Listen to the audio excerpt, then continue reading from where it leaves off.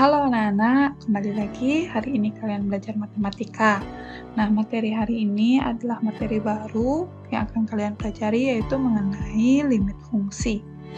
Nah, untuk limit fungsi sendiri, misalkan jelaskan dulu secara garis besarnya ya.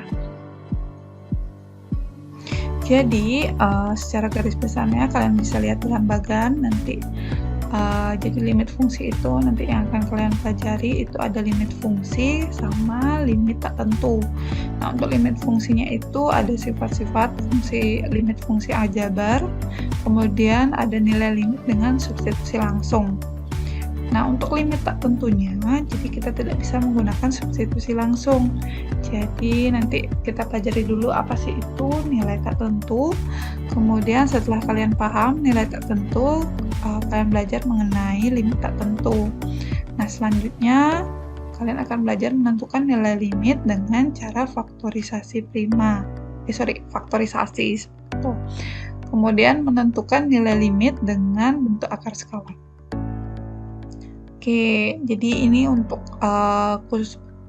untuk limit yang bentuknya akar itu menggunakan akar sekawan dalam menyelesaikannya. Oke.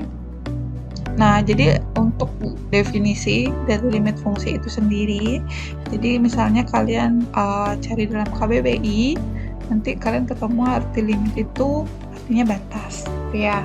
Mungkin kalian sudah pernah mendengar limit sebelumnya, tapi bukan limit fungsi dalam matematika. Nah, limit itu artinya batas atau pendekatan seperti itu anaknya. Nah, untuk dalam matematikanya sendiri, jadi limit bisa diartikan pendekatan yang berhubungan dengan batas, di mana limit itu menyatakan bahwa suatu fungsi akan mendekati suatu nilai tertentu jika X mendekati nilai tertentu. Nah, untuk bentuk umumnya itu kalian belajar cara bacanya ya. Jadi ini ada limit X mendekati C, suatu fungsi fx itu hasilnya L, gitu ya. Jadi limit X mendekati C, fungsi fx itu sama dengan L, seperti itu. Nah, untuk definisi secara matematisnya, jadi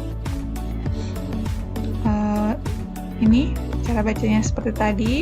Nah, untuk limit fungsi fx untuk x mendekati c akan memiliki nilai jika dan hanya jika akan memiliki nilai penekanannya ya.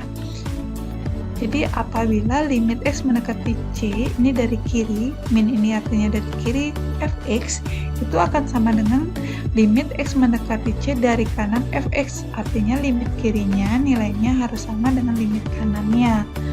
Nah, jika suatu limit x mendekati c dari kiri fx itu hasilnya L, dan limit x mendekati c dari kanan fx itu juga hasilnya L, maka kita dapat simpulkan limit x mendekati c suatu fungsi fx itu hasilnya L.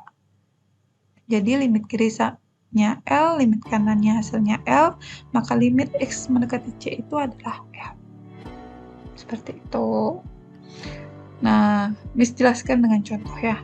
Jadi mungkin definisi matematis atau definisinya membuat kalian masih bingung seperti itu.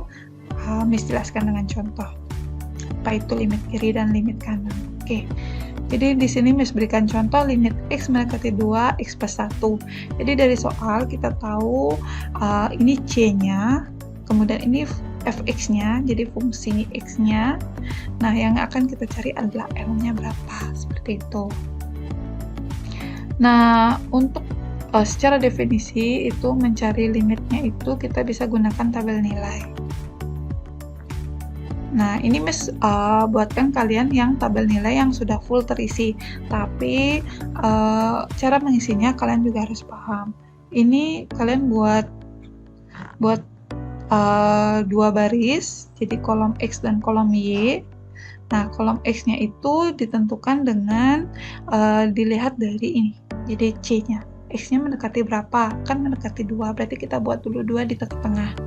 Kemudian mungkin kalian bisa buat 1 dan 2, jadi bilangan asli yang mengapit 2 itu kan 1 dan 3, maaf tadi maksudnya 3 ya, di 1 dan 3. Nah, kemudian Jadi ini kan konteksnya bilangan real ya nak, bukan bilangan asli seperti itu. Jadi kalau limit itu yang di X-nya itu adalah bilangan real, bukan asli. Jadi ada sangat banyak bilangan antara 1 dan 2, kemudian ada juga sangat banyak bilangan antara 2 dan 3. Nah ini bisa kalian pilih seperti yang Miss pilih. Oke, misalnya Miss ambil di sini 1,99, 1,99, 1,9, 1,7, 1,5. Kemudian yang sebelah kanan itu 2,001, 2,01 dan seterusnya seperti itu. Nah, boleh nggak saya misalnya sebelah kiri ini ambil 1,3? Boleh nak. Yang penting konteksnya masih antara 1 dan 2. Boleh nggak 1,77? Boleh juga. Ya, jadi ini kita ambil sampel aja dari bilangan yang antara 1 dan 2, kemudian 2 dan 3. Nah, bagaimana kita menentukan Y-nya? Nah, dari X yang sudah kita buat di sini, nah kita substitusi ke fungsi fx-nya. Misal, Miss berikan contoh ini yang pertama, Miss ambil 1 ya. Jadi X-nya kita ganti dengan 1. Nah, ini kan X plus 1, berarti 1 tambah 1 hasilnya 2. Nih, Miss buat sudah pengerjaannya. Berarti kalian input nilai Y-nya 2 di sini, atau nilai fx-nya hasilnya 2. Nah, kemudian Miss ambil 1,5. 1,5 tambah 1 hasilnya 2,5. Makanya di sini Miss taruh 2,5. Oke, misalnya yang lainnya, Miss ambil 1,999 gitu. 1,999 tambah 1 itu hasilnya 2,999. Nah, hati-hati ya di sini. Jangan kalian tambahkan satunya itu dari belakang. Ingat ini bilangan desimal dengan bilangan biasa. Jadi yang ini kan ada 1, ini sebenarnya ada 1 koma sekian. Jadi yang harus kalian luruskan itu adalah komanya. Ingat lagi cara penjumlahannya. Jadi hasilnya 2,99. Begitu juga yang di ruas kanan. Oke, dari ini kita sudah dapat. Jadi limit kiri, ini limit kiri ya. Jadi di kiri 2 itu disebut limit kiri. Jadi X-nya mendekati 2 dari kiri. Kemudian ini limit kanan. Jadi X-nya mendekati 2 dari kanan. Oke. Nah, untuk hasilnya berapa sih ini gitu ya. Mungkin bisa sebenarnya kalian misalnya 2, kalian input 2 tambah 1 hasilnya 3 gitu. Tapi secara definisi kalian juga harus paham bagaimana caranya mendapat 3. Karena tidak semua soal bentuknya seperti ini. Ini kan fungsi fx-nya diketahui gitu. Nah, dari kiri kita bisa lihat angkanya naik 2, 2,5, 2,7 sampai 2,99, tapi dia tidak pernah mencapai suatu bilangan tertentu. Misalnya kita mendekati 3 kan gitu, tapi dia nggak pas 3. Ini kan mendekati konteksnya di sini, di kirinya. Nah, untuk di kanannya itu juga sama, ini mendekati 3,001. Nah, ini semakin ke kanan dia mendekati 3. Jadi untuk limit kirinya kita peroleh hasilnya 3. Nah, limit kanannya dari kanan juga kita peroleh hasilnya 3. Jadi limit kirinya sudah sama dengan limit kanan. Jadi bisa kita simpulkan adalah limit X mendekati 2, X plus 1 itu hasilnya 3. Nah, ini secara definisi. Oke, misalnya Miss boleh nggak saya cara ini langsung aja.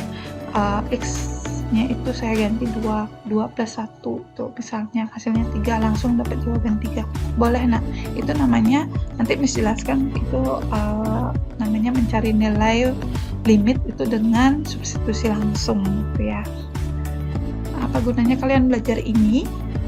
Kita akan beralih ke contoh 2. Nah, contoh 2 adalah soal di mana fungsi fx-nya kita tidak tahu. Misalnya diberikan tabel seperti ini. Nah, kemudian disuruh menentukan limit X mendekati 6 dari X, limit X mendekati 6 dari kiri suatu fungsi fx adalah ya. Oke, 9. Bagaimana caranya mencari 9? Oke, kita lihat nak, ini kan tidak ada fungsi fx-nya, kita tidak tahu, jadi kita tidak usah menghitung karena sudah diberikan tabel. Nah, yang kalian harus perhatikan adalah di sini dari kiri nak ya, 6 dari kiri. Jadi ini semakin mendekati 6 dari kiri, ini semakin mendekati 6, nilai fx-nya itu semakin mendekati berapa? Kan semakin mendekati 9. Tuh, makanya jawabannya 9. Nah, itu gunanya kalian pelajari tadi yang Miss berikan tabel nilai. Jadi, tidak selalu fungsi fx-nya itu diketahui. Ada soal-soal yang diberikan tabel seperti ini, dan kalian disuruh menentukan nilai L-nya juga. Jadi, nilai limitnya itu berapa. Oke, Miss rasa cukup jelas penjelasan Miss. Nah, jika ada yang ingin kalian tanyakan, kita bisa tanyakan pada sesi diskusi ya. Silakan kalian bisa catat poin-poinnya, atau misalnya kalian mau minta PPT-nya, boleh chat personal ke Miss ya.